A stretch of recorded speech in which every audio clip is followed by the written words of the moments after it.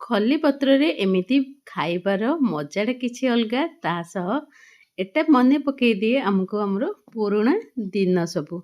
ଆଜି ଆମର ଜଣେ ଫ୍ୟାମିଲି ଫ୍ରେଣ୍ଡଙ୍କ ଘରେ ଶ୍ରାଦ୍ଧ ଥିଲା, ତ ସେଥିଲାଗି ସେ ଡାକିଥିଲେ ଆଜି ତାଙ୍କ ଘରକୁ ଖାଇବାକୁ। ତାଙ୍କର ଆଜି ଶ୍ରାଦ୍ଧରେ କ'ଣ ସବୁ ଆଇଟମ୍ କରିଥିଲେ ଆପଣମାନେ ତ ନିଶ୍ଚିନ୍ତ ଭାବେ ଦେଖି ସାରିବେଣି।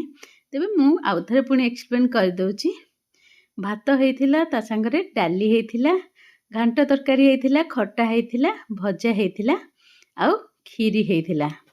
ଯାହା ଆଇଟମ୍ ହେଇଥିଲା ଖାଇବାର ଟେଷ୍ଟ ତ ବହୁତ ଭଲ ଥିଲା। ପୁଣି ଖାଇବାର ଟେଷ୍ଟରେ ଯେଉଁଟା ଚାର ଚାନ୍ଦ ଆଡ଼୍ କରୁଥିଲା ସେଇଟା ହେଉଛି ଆମର ଏଇ ଶାଳ ପତ୍ରର ଖଲି। ଆଉ ବହୁତ ଦିନ ପରେ ଏ ଖଲିରେ ଖାଇବାର ସୁଯୋଗ ମିଳିଲା, ପାଖାପାଖି 10ରୁ 15 ବର୍ଷ ପରେ।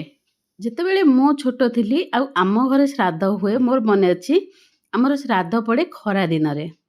ଆଉ ଖରା ଦିନରେ ଆମେ ଶ୍ରାଦ୍ଧ ତ ଏକ ତ ଭୋକରେ ରହିବାକୁ ପଡ଼େ ଶ୍ରାଦ୍ଧ ସରିବା ପର୍ଯ୍ୟନ୍ତ। ଆଉ ଯେମିତି ଖାଇବା ପିଇବା ହେଇଯାଏ ଦିନ 11ଟା 12ଟା ବେଳକୁ, ତାପରେ ଯେଉଁଟା ସବୁଠୁ କଷ୍ଟକର କାମ ହେଉଛି ଯାଇକି ଗାଁରେ ପୁରା ବାଣ୍ଟିବା।